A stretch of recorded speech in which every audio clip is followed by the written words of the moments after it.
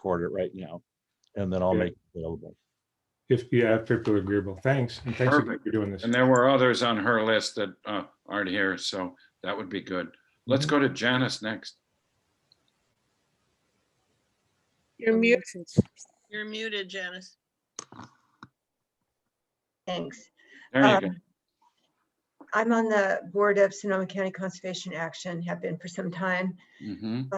We like to follow as many, environmental policy issues as we can, and vegetation and fire safety issues. And so this just seems like, I don't know too much about it at all, but it seems like it's within the realm of what we would want to know about, and I can report back. And I live in Hillsburg. Excellent. Thanks for joining us. And I see Jenny next. Hello, Jenny Blaker. Yes, I live in Cotati. I'm very involved with the coalition opposing new gas stations, Congas, and I've been learning more and getting more involved with issues around forest protection and fire, working with Maya on various issues and with Janice recently. And I did see a demonstration of biochar many years ago in Petaluma, but I just want to learn more about it and whether it helps solve problems or whether there may be some, unintended consequences or what. So just here to learn about it. Thank you. There almost always are in the ecological field, of course, and we'll talk about some of that perhaps today. Thanks for joining us. I see Rue next with a cat behind her left ear. And gives me authority. I'm Rue Furch, and I think everybody on here knows me. So I'm involved in stuff. Except Raymond and David, who would love to know more. What kind of stuff? All kinds of stuff. The part that's pertinent to me about this meeting is that this issue is hotly debated in the national, state, and regional Sierra Club conversations. So for the purposes of my, I have a number of positions within the Sierra Club at all those levels. It would be interesting to hear what you have to say about that. I'm involved in a lot of other things as well, but today that's my mission, is to learn. Thanks for joining us, and we're going to have to work on what this issue means as we move along this morning. That'd be great. Because some things are more controversial than others in different groups and across different groups. I see someone called JM2 next, so I can't use a real first name.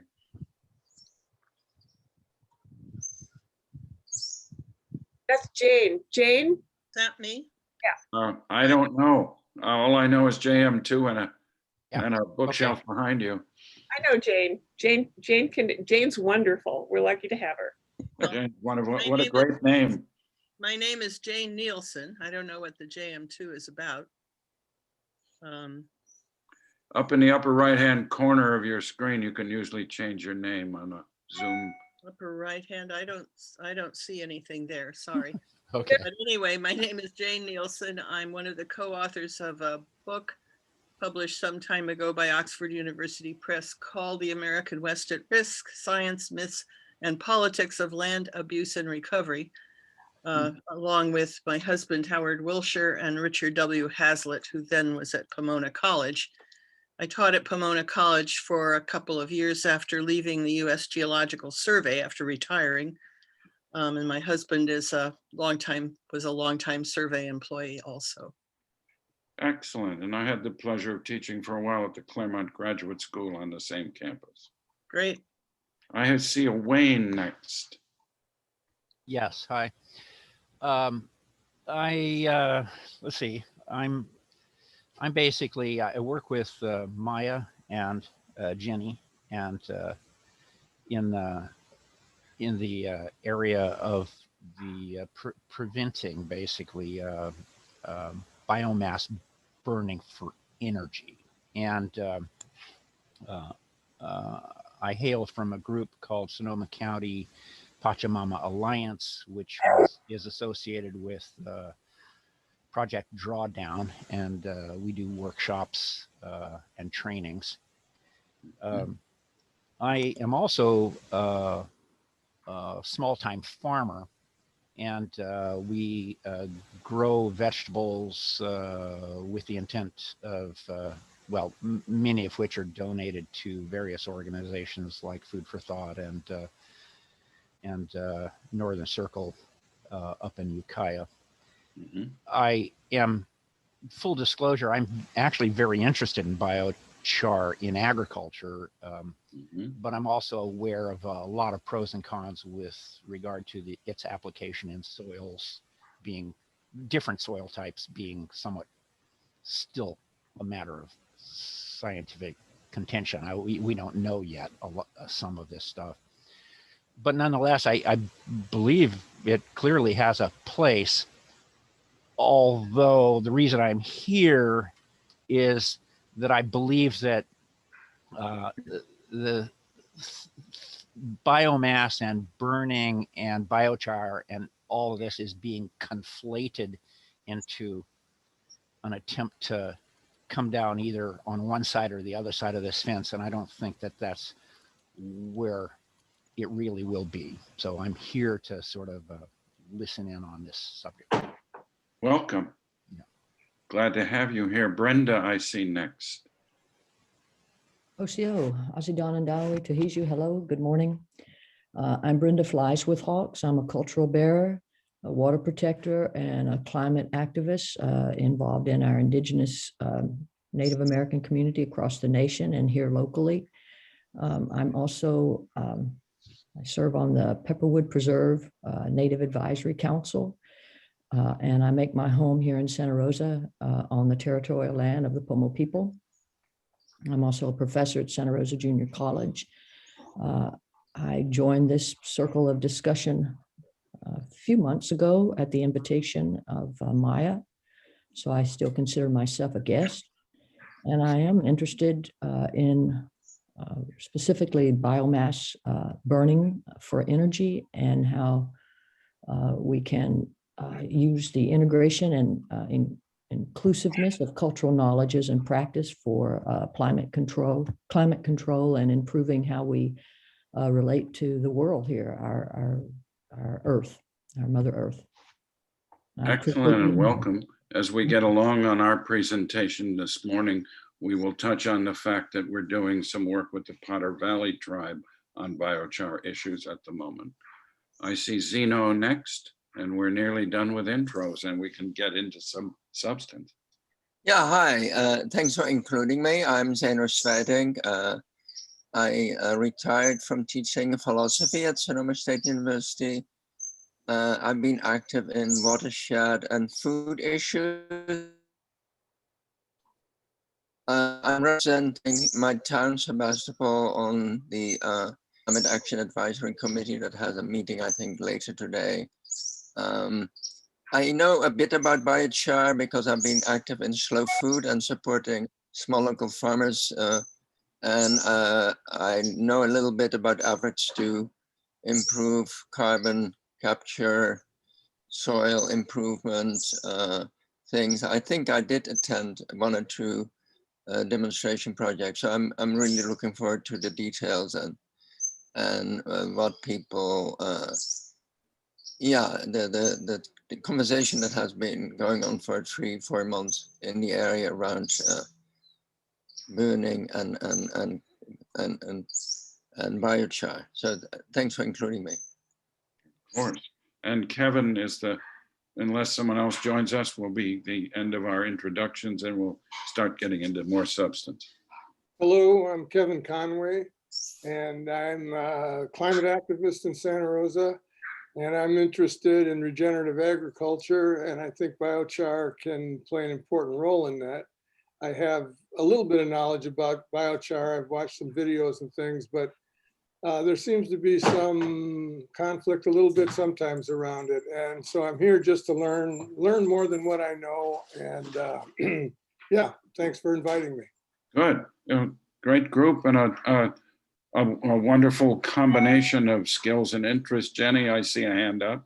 I did put it in the chat, but just in case you didn't see it, I got a message from Maya, who's out in the field. We'll try to make it for a little while and apologizes for not being here. Yeah, yeah. Thanks for sharing that. We all have more going on than we can manage these days, I find. It's a challenge, and in some ways, COVID's made it worse by making all this technology available endlessly. Raymond, shall we sort of switch into a little bit of the presentation you had in mind? My sense of this is that we wanted to summarize our approach to making and using biochar as an effective carbon negative strategy, starting with some of the smaller scale, more people, labor intensive efforts, and moving towards some of the more machine-based efforts like the carbonator and our new pyrolysis machine. Let me turn it over to my colleague and friend, Mr. Baltar. Well, this is such a huge subject. It seems like there's a lot of different interests and a lot of different ways we can go forward with this. So I'm a little, we don't have a huge amount of time. So I would like to kind of feel people out as to sort of what you're really interested in mostly, and then we can concentrate on that area. Yeah. There are many different ways to produce biochar. I actually came into this on the climate side, looking at when I was looking around for things to report on to do my master's thesis. I found this stuff biochar, and I couldn't believe that it wasn't more widely known about. And so over the years, the Ecology Center has been very supportive of many different aspects of biochar. And in 2012, we produced a national conference on biochar, which brought in a couple hundred people from all over the country in many different countries. There are a lot of ways to produce biochar, as I said, from very simple adaptive techniques of what we call conservation burns, which is taking a regular open burn pile and lighting it from the top, which creates a draft, which consumes more of the smoke. And we sort of got interested in that because there's a lot of open burning that is done by ag and by forestry, and we were looking for a way to improve that. We weren't, and we don't advocate for open burning, but if people are already doing open burning, why not do it in a way that mostly reduces the PM 2.5 smoke and produces biochar at the end? So it's a better way to do an open burn. There's a newer technique, which is taking that, we call it kind of conservation burning 2.0, which is what are called flame cap kilns. And I have pictures of this if you want to see them. I don't know if you... I think that would be very useful, Raymond, some of the pictures that would show it. And then once we've done that, I'd like to discuss a little bit what we're doing with our friends at CAPCOA to understand emissions in more detail. Right. Okay. Well, let me share my screen here.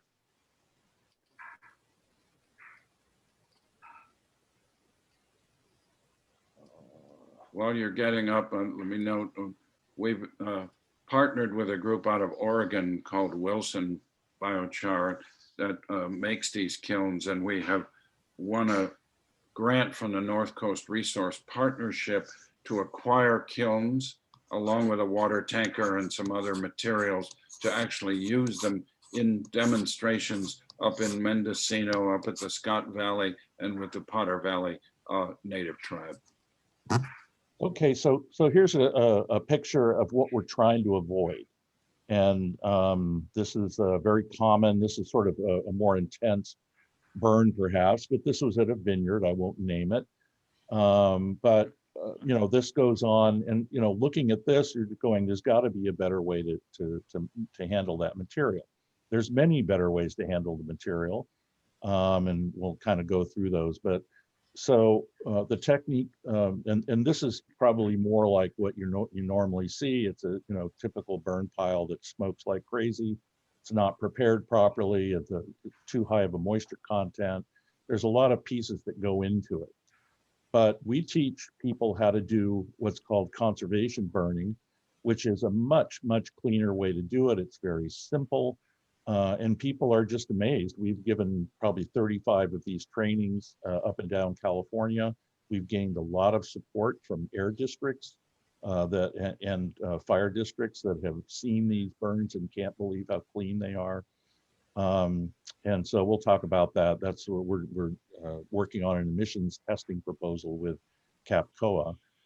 So I'm just going to kind of go forward here. We've done work mostly with vineyards because, you know, we're taking an existing practice and improving it. This isn't the end all be all.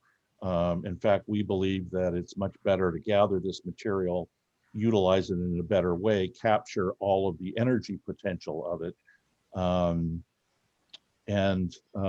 produce biochar as well. So let me go forward here real quick. So these are the what are called Ring of Fire flame cap kilns. We got a grant from the North Coast Resource Partnership recently that's very interested in alternate techniques to deal with the biomass and slash that comes out of the fuels reduction work. So this was up at the USAL Forest up in Mendocino County. We actually got 5 of these kilns, and they're even cleaner, cleaner burn, virtually no smoke at all from using this, and it makes very high quality biochar at the same time. They're mobile. While you're still on that slide, Raymond, I would note what's important here is their portability. Some of the other assembled kilns are so heavy, they're 200 or more pounds. They take 4 or 5 strong people just to move them around. These sheets are much easier to move in a small trailer and assemble at the site and attack the kind of materials that you see behind the burn team in the pile of wood. So it's their portability that's so crucial. They, of course, also are very labor intensive. As we move toward the new proposal from President Biden for a CCC, I'm calling it a climate conservation corps, though often it's called a civilian conservation corps. We can begin to afford the kind of labor that's needed to run this kind of system efficiently. Back to Raymond. Right. Now, again, this is a very simple method, and it's just one way that you can deal with this material. Now, a lot of the material that comes out of here, you know, out of forestry work needs to be left in the forest, and we totally recognize that.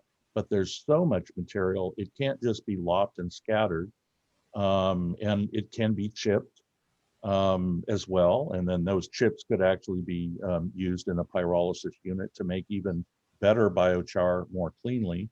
So again, there's all these different levels. So I'm just going to again go through this real quickly. This is another couple pictures of the Ring of Fire kiln. These kilns cost $1,000. You could make them yourself. But anyway, and these are the California Conservation Corps that helped out on this project. They were absolutely astounded at this and loved this. Was their favorite project to work on because they could see that they were actually saving some of the carbon in this plant material. Let me go forward. So we realized several years ago that we needed to actually have good data, emissions data from this, and there really hasn't been any emissions data, quality emissions data done either on the conservation burn versus a regular open pile burn or the kilns. So we have a real proponent down at the San Luis Obispo Air Quality Management District who has hired us several times to come down and teach this technique to their vineyard owners. And he's a member of what's called a low emission committee on CAPCOA, low emission burning committee. And he's very much behind helping us, and over the last several years has helped us draft a proposal that he now is going to run by CAPCOA and others. Let's be sure they know CAPCOA, the California Air Pollution Control Officers Association. These are the air pollution control officers in each of the counties of the state of California that pull together and have a great deal of influence with the government state agency called the California Air Resources Board. Right. So realizing that open burning is not going to be banned in many counties, it may be banned in certain counties, but it's going to continue for a long time in a lot of areas because it's the least expensive way to do it. And knowing farmers and foresters and others, this is going to be a method that goes on for a while. So we're working with the South Coast AQMD and we've gotten the Missoula Fire Science Lab on board, who's going to be doing both lab and field testing. So we'll hopefully by next burn season, it's too late for this season, we'll actually have really good data on what emission differences there are between a typical open burn, conservation burn, and these kilns. The Fire Service Lab is part of the U.S. Forest Service. They're a sophisticated lab of the U.S. government that is expert on testing fire in all of its aspects, both internally in a sophisticated laboratory in Montana and in the field, and their team will be coming here to do testing here under our proposed contract. I see a hand up from, I believe, Rue. Yeah. Do you know of a source for air quality emission tests on burning in vineyards? That's what we're doing. That's what we're trying to do. And I do not. And I don't believe there is. The proposal will allow this to be done. Trying for several years with an earlier written proposal that got the attention of CAPCOA, so far not funded. The problem is without the Missoula U.S. Forest Service lab, it's very difficult to take a pile like the one you see there, and it has no stack. And a stack it normally has a vent, a little hole in it, into which you do emissions testing. So EPA has not done anything really good on this nationally. California has not done anything at the state level. And this proposal is by far the most sophisticated one that appears to be close to getting funding. We're hoping that foundations will note how important this is and will note that the air districts are prepared to put some money behind it themselves in order to catch their attention. So far, we have not had a red letter day of getting this funded, but we remain hopeful and look for any support anybody can give us. Maybe some allies in Napa County who are looking to try and collect that kind of information, and specifically vineyard burns. Yeah, we've been in touch recently with one of the XCOM members in Napa. I'm due to send a detailed response to her early next week. Raymond's already sent an initial response. I'm forgetting her name. It has an S. Chris. Sarah or Sandra or something like that. Okay, Yeah. thanks. Yep. Yeah, so we're working on this and we've been working on it for a couple of years, but I was younger when we started this process of trying to get this funded. You can't easily test. We had an earlier proposal to bring some mobile probes into the area, but of course, you can't put them right in the flame, and so you don't know if you're getting good data. So doing it in the lab, they're able to run a burn like the one you see here indoors safely, which we have no capacity to do. And they're also going to come down and do comparative work outside. So we're working on this and we hope to have some good data if we can get it funded. And I think we will. I think a lot of the vineyards would probably contribute to this. Not if, but when, Raymond. Yeah, okay. So let's move on. Let's move on. There's a lot more stuff here. Of course. So the reason biochar is important is this is what biochar looks like under a microscope. It's got thousands and thousands of tiny little pores. We like to think of it like a coral reef and in the ocean. The coral reef in the ocean incubates life. It's a sort of a hotel for life. And biochar does the same thing in the soil, and it allows the soil, and different soils react differently. That was a correct statement. We found that many studies have shown that sandier soils tend to have a better reaction with biochar because it tends to hold the moisture and the nutrients better. But this is the reason. It's also sort of a hotel for microorganisms. There's all kinds of amazing interactions with mycorrhizal fungi. And so in some cases, it can actually, biochar helps produce more. And we had a recent field trial down in Monterey on grapes that showed significantly more grape production, actually with biochar alone. Normally you use biochar with blended with compost, but we got a much larger production on the same amount of water. And I have that that study I can send to anybody that's interested. That was work funded at the Ecology Center by the California Department of Water Resources. We're appreciative of that kind of funding. We spend a lot of our time writing these proposals in order to get funding to do this kind of work. Correct. So biochar is also an investment in carbon drawdown, and it's been cited by the IPCC, the Proceedings of the National Academy of Sciences, Nature Conservancy, Lawrence Livermore Lab. They all have shown biochar as being a significant, it's not going to change climate change, but it's one of the things that we can do on the natural climate side without all these harebrained other schemes, that they're looking at to draw down carbon. There's some really bad ideas out there, but biochar, what we're doing with producing biochar, it's a form of biomimicry. Biochar has been around since fire has been around, and it's a natural part of all ecosystems, or most ecosystems. And so all we're doing is improving the systems to be able to produce that. And since fire has been removed from the ecosystems, many ecosystems for a while, returning it back into those ecosystems we see as a benefit.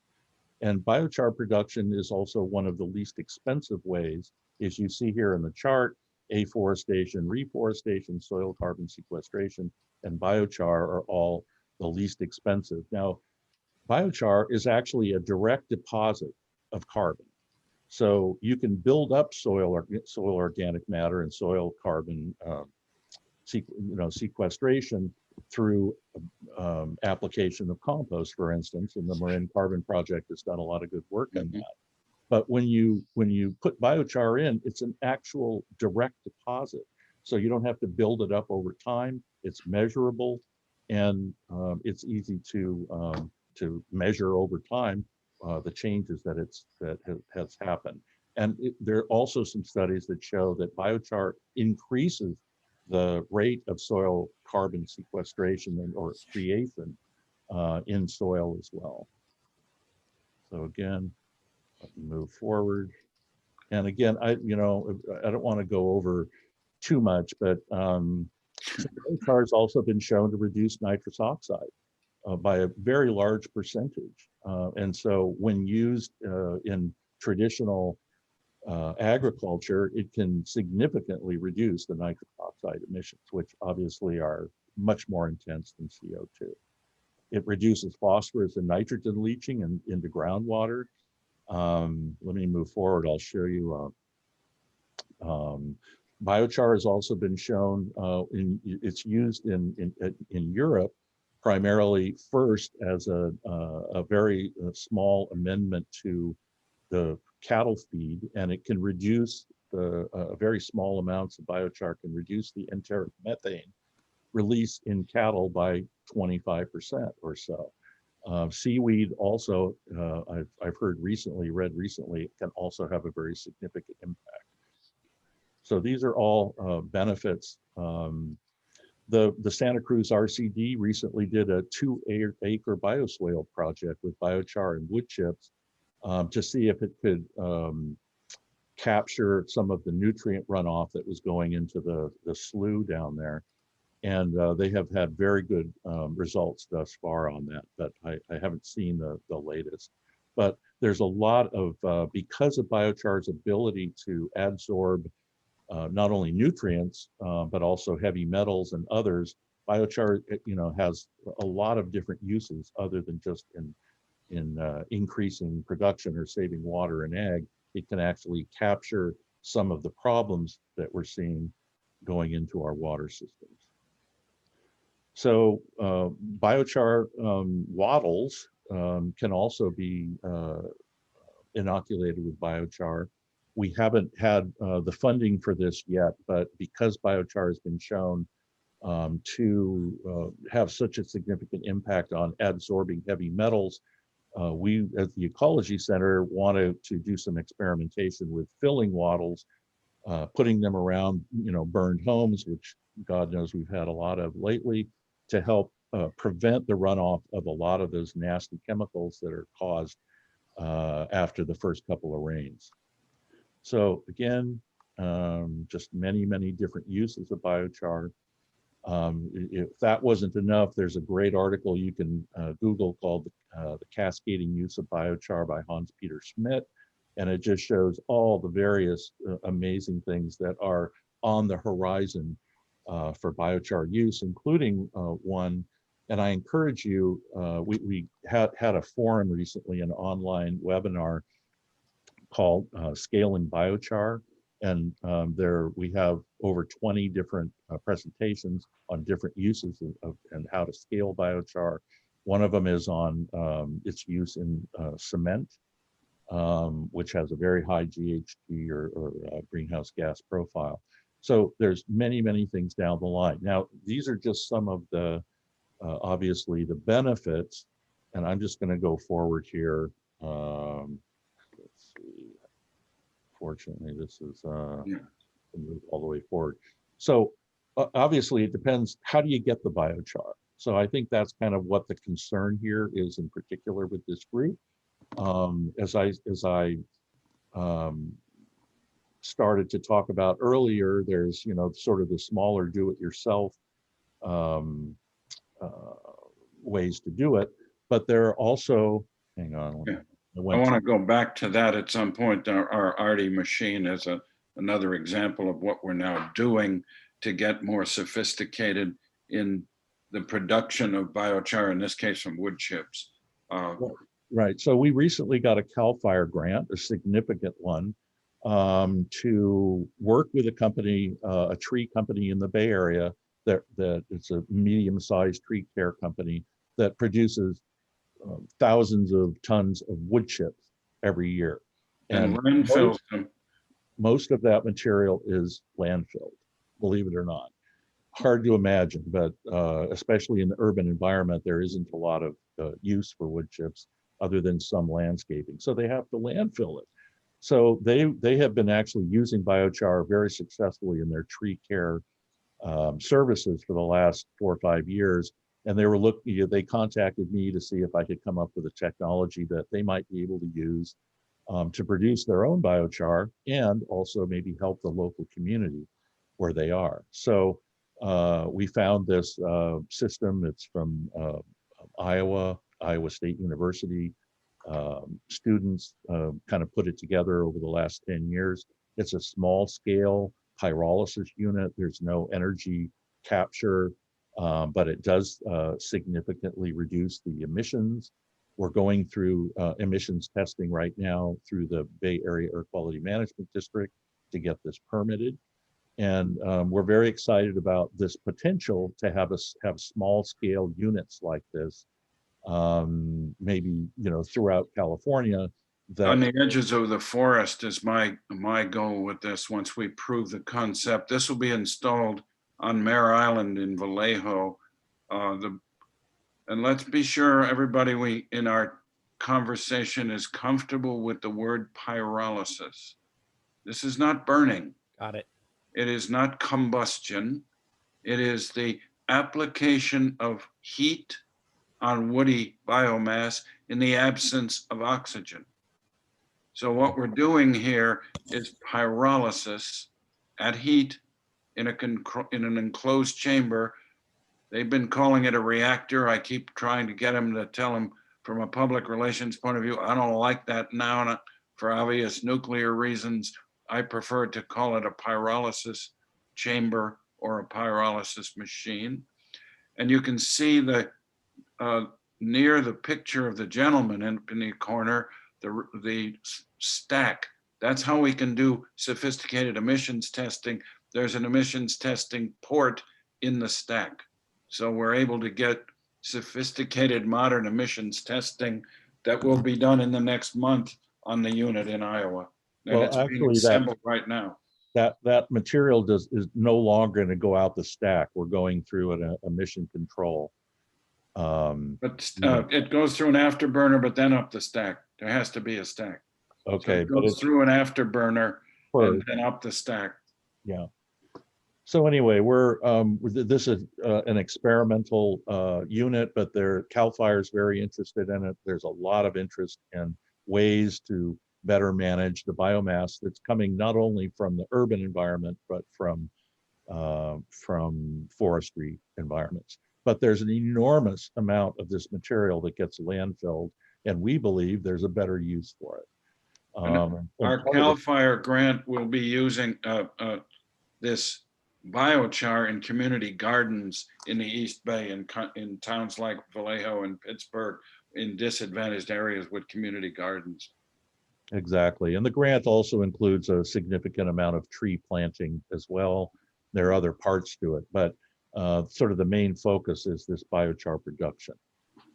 So here's this is another way to produce biochar. It's called a Cat Carbonizer.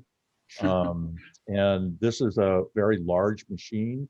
Again, it's not as efficient as the Arty unit that you just saw, but it is something that is on a scale that a lot of forestry in particular it's appropriate for. This unit is actually owned by a forester out in western Sonoma County, and it can process up to 15 tons of material per hour, which is on a scale. There's a lot of areas right now that are looking to better process this material. And this can also produce biochar as well. You can kind of see it coming out the side. Again, this isn't the ideal method. There are many other, we think, better, more controlled ways to do it, but it's one scale of which there's a lot of interest from a lot of areas. And this is transportable, so it goes into the forest operation area as opposed to having to truck the woody materials to a place like our pyrolysis machine in Mare Island. So that some of the trade-offs involve a less efficient control, less biochar being produced than at Mare Island, but without having to truck it, the wood materials, into Vallejo. So Dan also has a small mill, and so he has a lot of leftover stuff and material, and he wanted to use that in a better way than just burning it. So he bought this unit both because his family has a large land holding in that area, and so he has a lot of slash and stuff to deal with. His brother also runs cattle and sheep on I think 1,000 acres, no, 100 acres, I think. And so his idea was to return the biochar, inoculate it with compost, return it back onto the open range, and hopefully develop and increase the soil organic carbon, which would then increase the grass production and help feed the animals. So there's a lot of interest in utilizing biochar in rangeland as well. And since it can be, it ideally is mixed with compost, anyway, it fits very well with what the Marine Carbon Project is trying to do as well. Can I ask you a question? Mm-hmm. Yeah, so what is the economics of this? How do you think through the financial part, and how does this compare with other investments in reducing greenhouse gases? So that's one question. The other is, That's a big question. What do we compare this with? I know Maya is very worried about this becoming commercial and that it will lead to further attacks on the forest environment. So for that, we need to kind of see what is the difference between leaving it in the forest and using something like this. So leaving it in the forest includes like termites, methane, CO2, like the regular carbon cycle that occurs in a forest.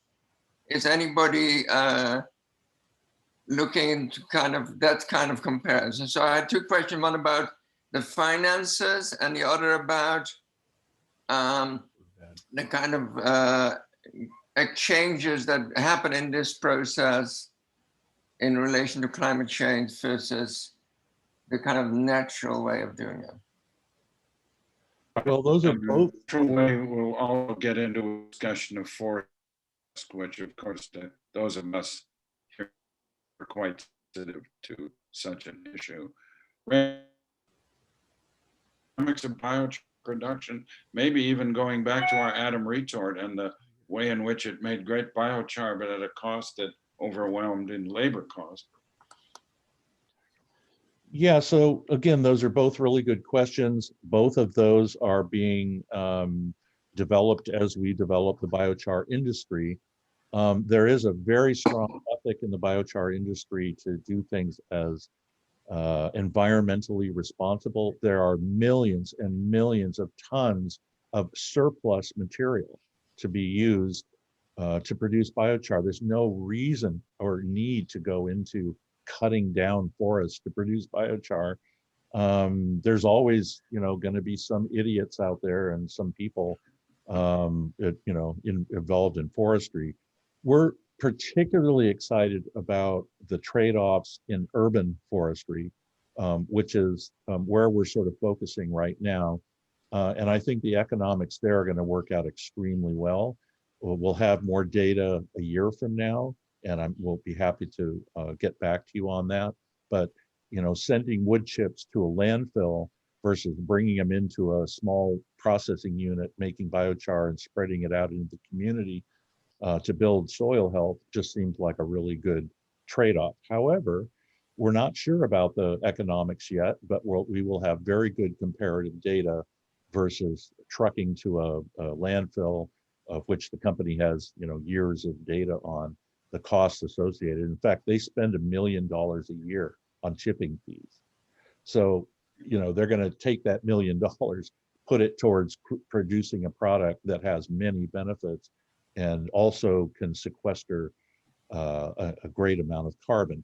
And every pound of biochar that gets produced takes about 2.5 pounds of CO2 out of the carbon cycle, and for a very, very long time. And that's the other piece of this, is that unlike compost or other things that degrade very quickly, biochar degrades very, very slowly over time in the century time scales. So it's a sort of a short-term way of taking biochar taking CO2 out of the atmosphere and sequestering it in a very positive way. So there are a lot of people working on economics. To be honest, biochar production probably will take some subsidies initially to get the industry up to a certain scale where it can live on its own, just like many, many other innovative new industries need subsidies initially.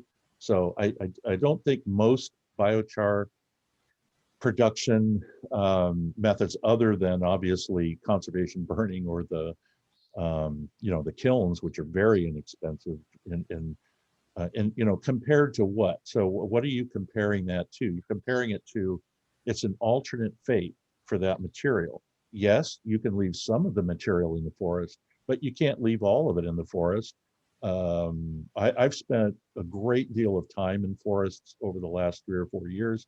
Before then, I just sort of had a theoretical knowledge of what happens out in the forest, what amounts are there, and how things are done. And I have to admit, coming from a pretty strong environmental background, I was surprised at how much material there is that comes out of there, and it's going to continue to come out. And especially even the material that is partially burned from all these fires. Again, there are better ways to deal with that material than landfilling it. If you chip that material, or if you just lop and scatter, leave it in the forest, all of the CO2 or much of the CO2 that's in that plant material will eventually go right back up into the atmosphere. Whereas if you turn it and convert it into biochar, it takes a lot of that material out of the carbon cycle. So, you know, you have to look at it from an economic standpoint, but you can look at it from an environmental standpoint as well. Couple of things I would add, Raymond. I've been frustrated for years with the need, apparent need of those innovators creating pyrolysis machines to recover their R&D costs in their first and second units sold commercially. And so they priced them so high that you really can't afford to buy them. It's been a frustration on the early capital side. What that's done is to create a fairly high cost for commercial biochar until recently, such that farmers were reluctant to pay that cost. In addition, you don't put in the biochar every year into soil in agriculture. It's a 5 or 6 year cycle. So I've been looking for ways to essentially have a mini mortgage available for farmers to buy the biochar and repay it over a 5 or 6 year period until they need more biochar, rather than having to come up with that entire payment up front in year 1. So we're trying, so far without great success, to get agricultural credit and let them repay with small interest over 5 or 6 years. I call it a mini mortgage, in the sense that I don't know anybody of my friends who could buy a house if you had to pay all the money up front, especially in California. Holy moly. But that's what a mortgage is for. So we could have a mini mortgage to allow farmers and induce them to be more willing to pay the upfront costs of the biochar and repay those costs over its 5 or 6 year period before you might want to put more in. There are also programs right now, 2 of them by NRCS, that are promoting biochar production of fuels reduction materials and turning it into biochar. So there are starting to be some real incentives, and these came about during the Trump administration, and we're expecting a lot more support in this area for biochar production and use from the Biden administration. In fact, there's a lot of stuff going on behind the scenes right now. So Zaino, what was your second question? Or Mark, do you have a question? It had to do with leaving all the material in the forest rather than turning it into biochar, Right. And so lopping and leaving it in the forest.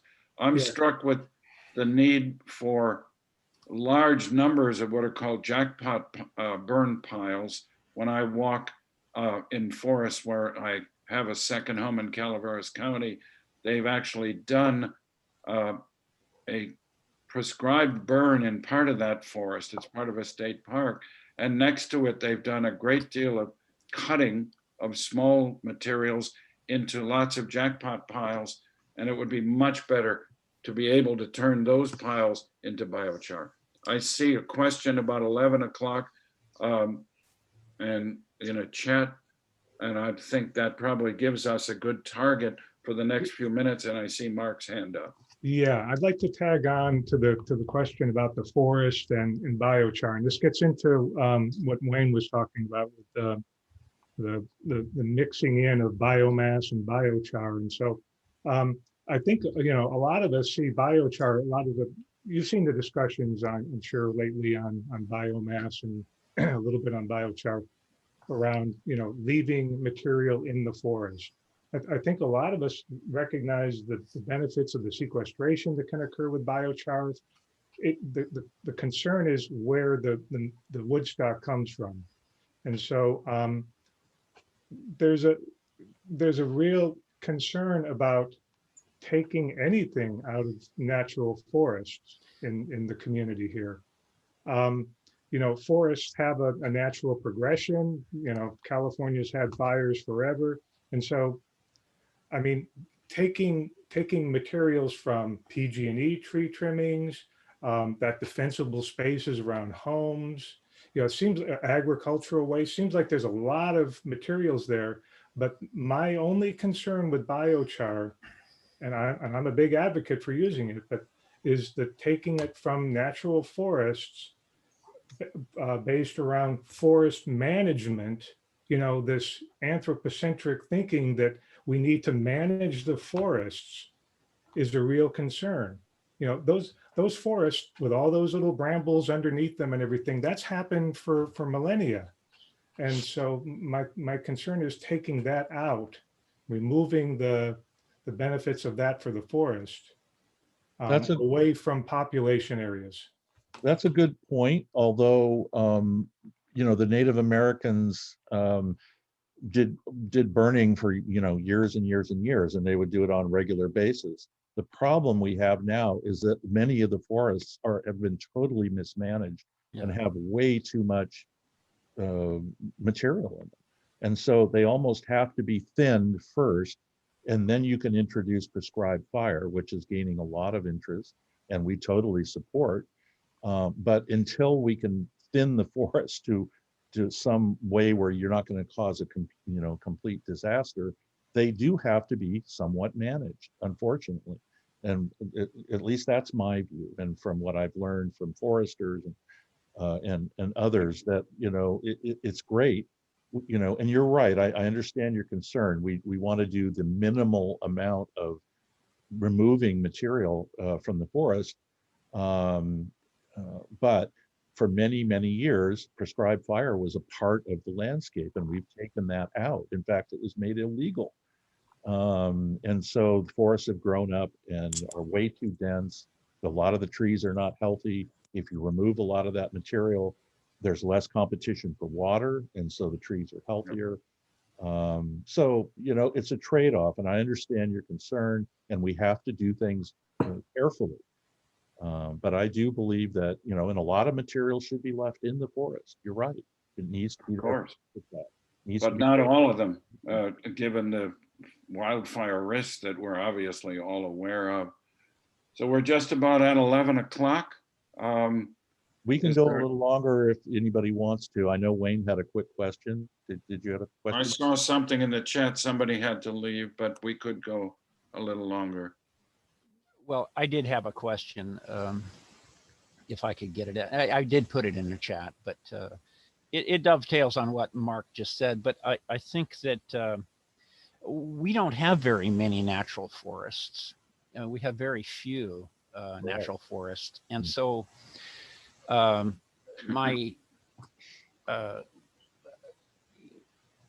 view of, for instance, a project drawdown on the use of biomass for energy or in this case for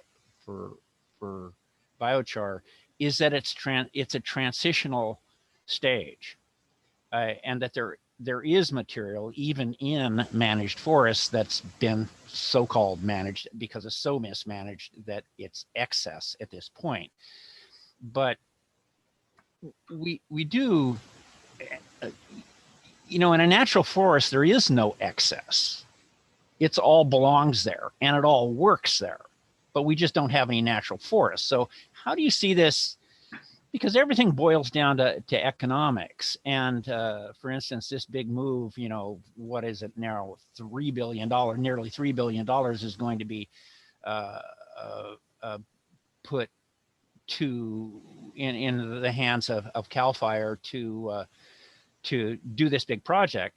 But the economic engine that will do this will be a bunch of logging companies and a bunch of trucking companies that all have this self-interest at making this economically work, which we don't trust. Well, we deeply I'm not sure I would distrust agree with that, period. Wayne. We're looking at the Ecology Center at some grant opportunities. They're certainly not in the $1 billion range, but they're significant numbers for us. Yeah. And we're about to put together a proposal or two. We're not a trucking company, nor a biomass burning company. I know that. Yeah. We're looking at ecological forest thinning. We have practices that are doing that in Napa and Sonoma counties.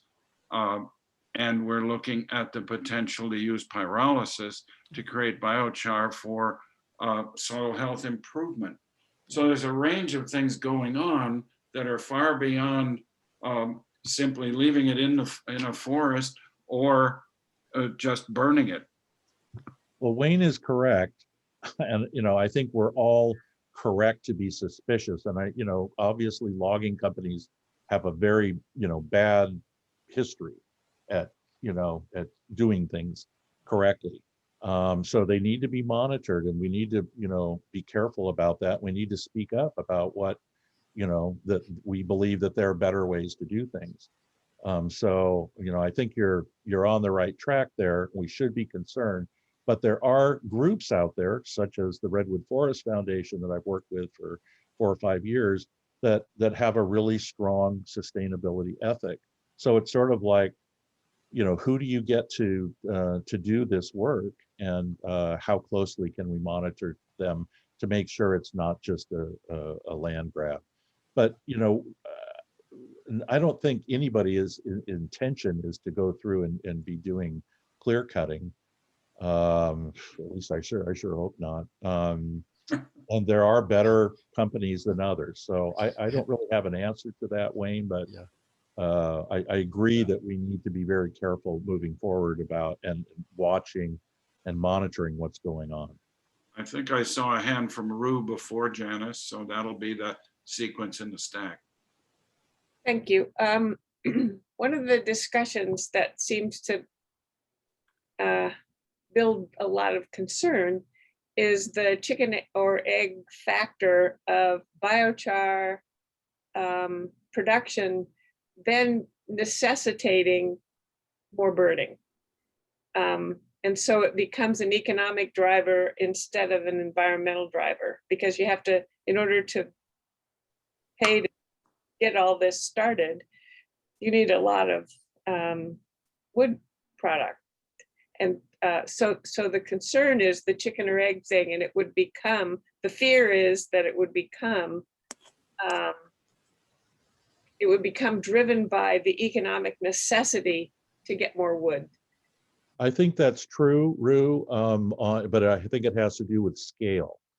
And, these big, large 30 megawatt plants are probably the ones that, at some point should probably be sunsetted in, for smaller units that are more community sized, that don't have to drive huge amounts. Now, fuels reduction work isn't something that is done once. It has to be continually done. And so there is a certain amount of material. And again, are we talking about, wildland forestry, or are we talking about urban forestry? And there really are, they're two different animals. And we think that in the urban environment, there's just massive amounts of this material that gets landfilled, which we think, and that's, not being driven by anything other than, just constant material that comes out of the cities and homeowners and stuff. The wildland forestry, I think we need to be a little more careful with, but I do think it has to do with scale. And I think having smaller units like the one we're working at with, that can process maybe 10 tons of material a day, which is nothing, are, and again, we don't know how the economics are going to work on that, but there's also the idea of scale. And, if we really want to, it's been told by a scientist named Johannes Lehmann of Cornell, who's one of the leaders in biochar, that if all the quote unquote waste biomass that's produced every year is processed into biochar, then we could reduce the amount of greenhouse gases that we produce every year as a world. So it's not going to solve the problem, and we certainly don't need to use any non-surplus biomass, but there's an enormous amount of this material out there that we need to do something with. So and it's good to debate, and it's more like yes and rather than either or. I think we need to leave material in the forest. We can process it. You know, a lot of this material, in fact, this company we're working with has a mill, and they make beautiful tables and chairs and things out of a lot of the larger wood, rather than just chipping it and burning it or something, or landfilling it. They pull it back, and they've created a mill where they make beautiful tables of trees that had to be cut down for one reason or another, and then they'll return that back to that location, be it an HOA or a you know, municipal park or something like that. So there are ways to utilize the material. It doesn't have to be.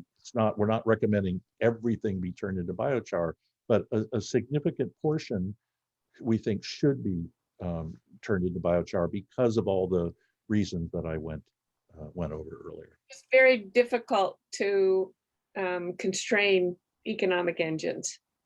And you know, to Mark and Wayne's point, once you have interest, the interest from a business perspective is to grow it. And you know, the economic realities are challenging, if not impossible, to legislate or govern. Placement's going to be really important. Scale will be really important. All those things will be important, but how do you control that?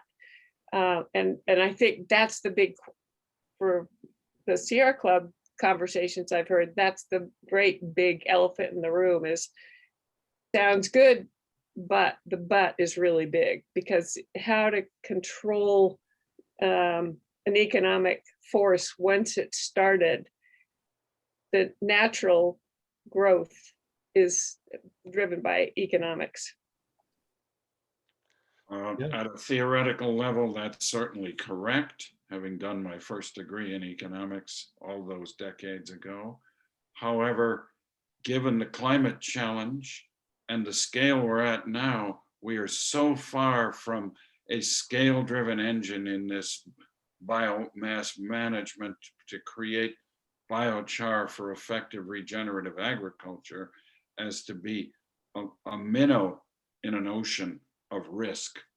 So I'm not at all worried about that at this point compared to the other kinds of risks that are out there. We did see a hand from Janice earlier.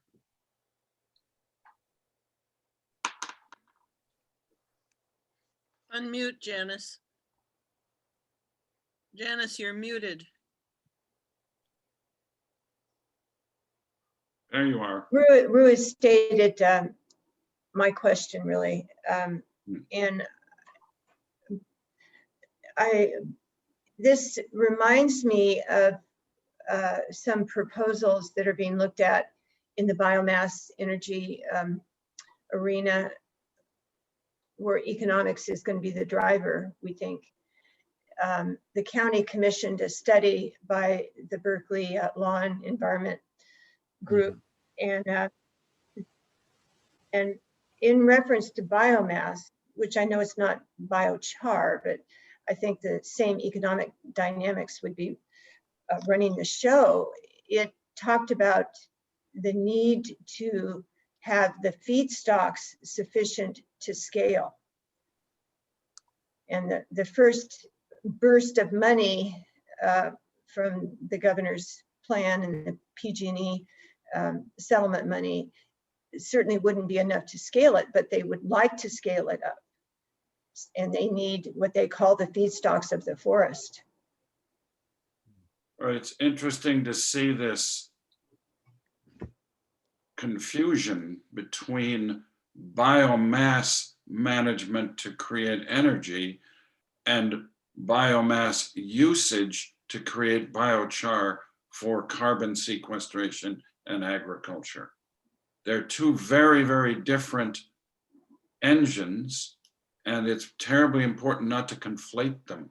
I hear a lot of conflating going on. Additionally, conflating wildfire risk. So all three of those things are being conflated, and I would suspect rather intentionally to sell this project, but that's why I'm so cautious. I'm not clear, Wayne, what project you think is being sold. You're a long way from having to use more biomass to make biochar. No, I'm not selling. I'm not. Biochar is not even on the. Like you say, it's a minnow in an ocean. Right, and The that's the ocean that's- minnow we're working with Yeah. to try to I move get it. forward with carbon sequestration. So We at far, the Ecology Center aren't dealing with biomass Yeah. energy as an issue. Yeah. So that's the conflating I'm talking Yeah, about. I We're get it. trying to address the carbon risk with some effective carbon negative action. It has to be economic or it won't happen at all. So far, we don't see a problem with scale, except there isn't enough scale. The units that are at scale to make biochar are so damned expensive because the producers want to recover their upfront R&D costs in the first or second machines they sell, rather than amortizing those costs out over 10 or 20 or 40 machines. I'm seeing a hand down below, but I don't see a name. That's There's it. the hand. The gentleman with a hand who doesn't have a name. Zeno. Looks like. Zeno. There's no name. I like to shift the conversation a little bit. So we're talking more about supply of biomass. But are you guys working on the demand for biomass? You see the advantage of biomass in soil application, but the pull from that market, I don't see happening. And so maybe that can also explain why these machines are so expensive, because that market doesn't believe there's a long-term investment here. There's not going to be scaling up in terms of production, right? So that can explain a bit the economics of trying to recapture that investment very early on. But so my question is about the pool of the market. Yeah. Are you guys working on the pool of the market? Who is doing this? Who is getting agriculture interested in this product? Because as I see it, the interest in agriculture and carbon farming is still immature. It's not a mature movement. It's still very much dependent on subsidy. So that's kind of my question about the pool. What are you doing about the pool? You're sounding, Zeno, as if you heard my talk at a biochar conference about 3 years ago called Crossing the Valley of Death between supply and demand issues. With high-priced biochar, demand remains low. With inadequate demand, supply remains low, and they don't come together effectively. This was the driving force at the Ecology Center before our first grant in this field, which was from the California Department of Water Resources, because my research suggests that the real driver here to get agriculture interested in paying the price for biochar, carbon sequestration, and soil health improvement comes from water usage. The costs of water in California in agriculture are enormously high. And by saving water, by using biochar in the right kinds of soils, we can compensate for the costs of the biochar. That's what we're beginning to show with our results in the Monterey Vineyard study. We had other field studies that didn't turn out as well, not so much in terms of the science results, but in terms of the difficulty of running a field trial successfully, where the managers at the field trial were unable to control labor in ways that would destroy the water sensors and so on. Some frustrations emerged, but you're absolutely right. And this was my point earlier about being able to compensate for farmers' purchases of biochar by having a mini mortgage available, some ag credit, because otherwise they're expected to pay upfront for a 5 to 10 year sequence. So yes, there is work going on this. You're absolutely right, but it's a long way from the biomass for energy economics that were of concern to this team a few minutes ago. And as I brought up earlier too, ag is only one of the, while we think it's probably the highest and best use ultimately, there are many, many other opportunities to use biochar that may actually be bigger drivers and make it more economic, including water filtration, and use in cement, things like that. So there's a lot of, it is very early. We're very early in the biochar industry. We've only been around really for about 20 years and really only since about 2010 in any kind of an organized manner. So, we're only 10, 15 years really into it. And we're sort of where compost was maybe, 30 or 40 years ago. And so it's going to take a while to develop the industry. There are several companies in California that are doing amazing work distributing biochar in fairly large, quantities to ag, and it's gaining every single year. But again, I think some of these other uses are going to end up being probably more important drivers in the long run, mainly because farmers are notoriously conservative and there isn't a huge, profit margin there. And so, they're not willing to invest in it until they see, positive results. So that's why we've been doing field trials. And there's been a lot of other field trials going on all over the world. In fact, China is way ahead of us in this. Are using, millions of tons of biochar right now instead of our piddly amount. So, yeah. Any other? Okay, I see Mark again, and we probably should move to a wrap up here. We're almost at 90 minutes. Yeah. Great, I'll be quick, thank you.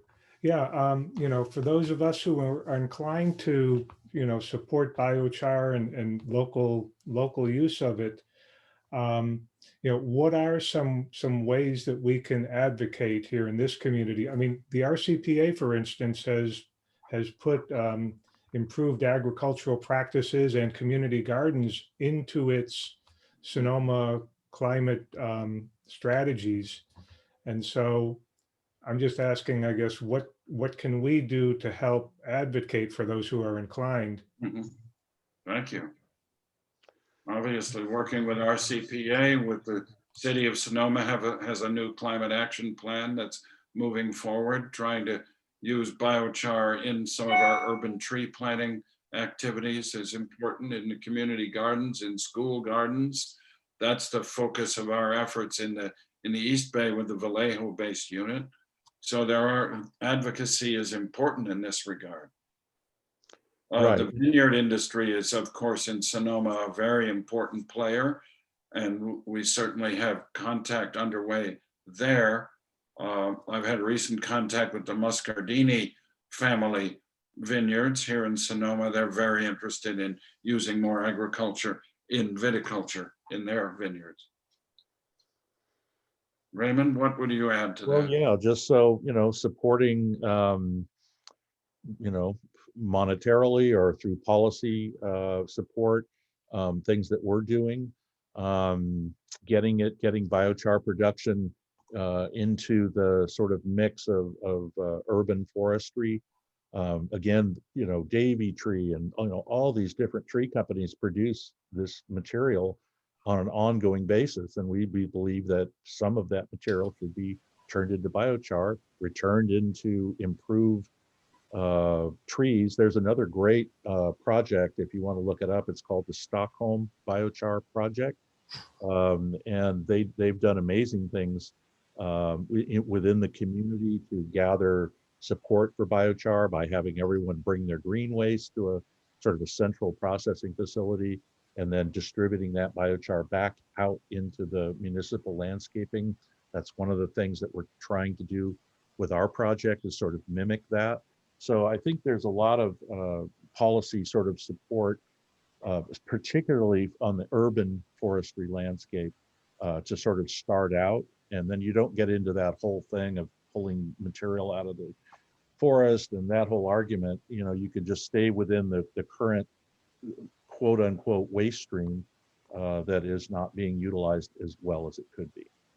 And certainly, some of you may not agree with this, but on a smaller scale, if you can produce electricity as well as heat, those are two things that make the process of producing biochar more economical. So there's a company in the East Bay called All Power Labs. They make a small 25 kilowatt gasifier that can be wholly independent. It could be, these units could be located all over to help supplement communities when the power goes down.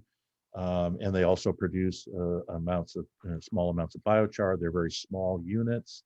So, there's some ways that we can integrate electricity production and heat production, which the heat could be used to heat greenhouses or dry firewood. I mean, there's just many outputs to biochar production that make the whole process more economical. And there's a lot of work.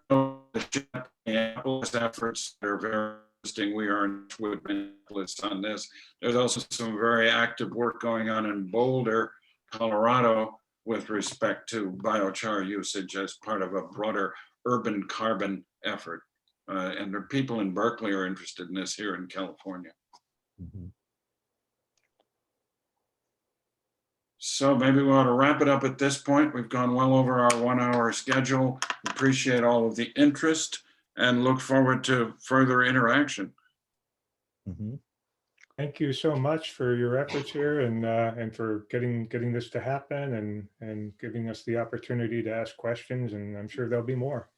Absolutely. Let's stay in. Absolutely.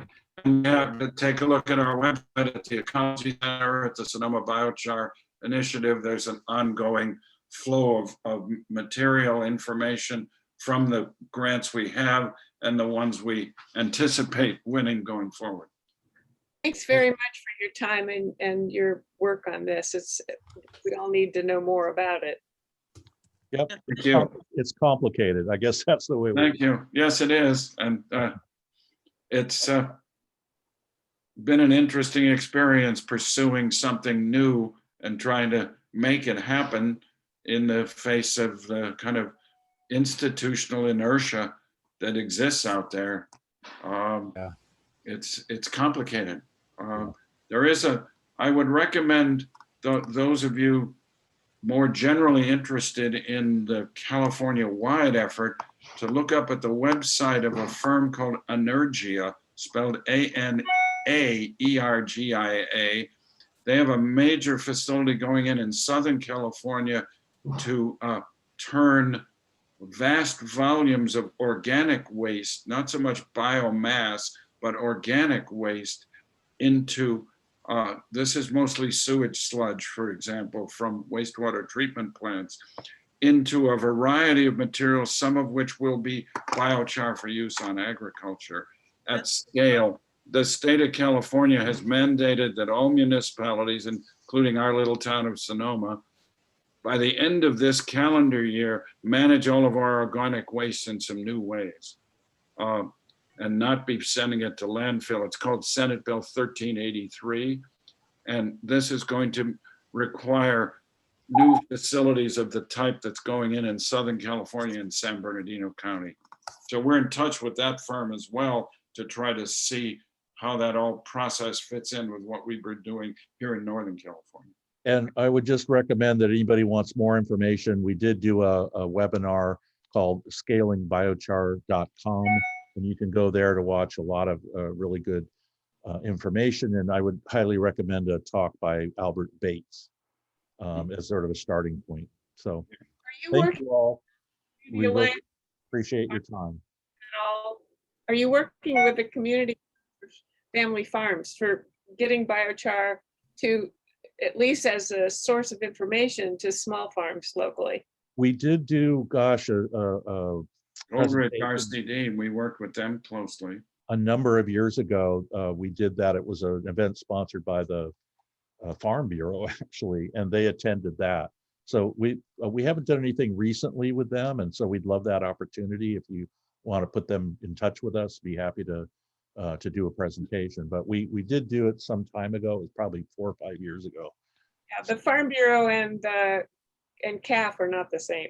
No, I know. I'm just saying that was, It was Yeah, you an think? event that they Yeah, attended thank you. that was sponsored by the farm.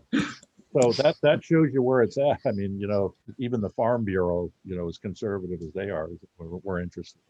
But the future for this is really immense if you bring in solid waste.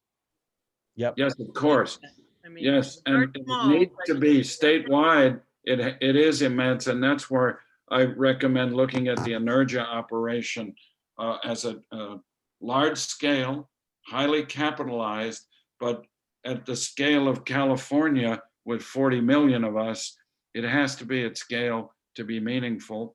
And it's an interesting new innovation. They're under construction or nearly done with the facility in San Bernardino County. yeah, San Bernardino County, Charming place. lead us. It's called an inland empire for a reason. Okay, everybody. Okay. I think we're good. So thanks for attending. We really you. appreciate it. Nice to see you, Jane. It's been a while. You, Ruth. Take Any care, other- everybody. Okay, here we go. Okay. I'm ending it.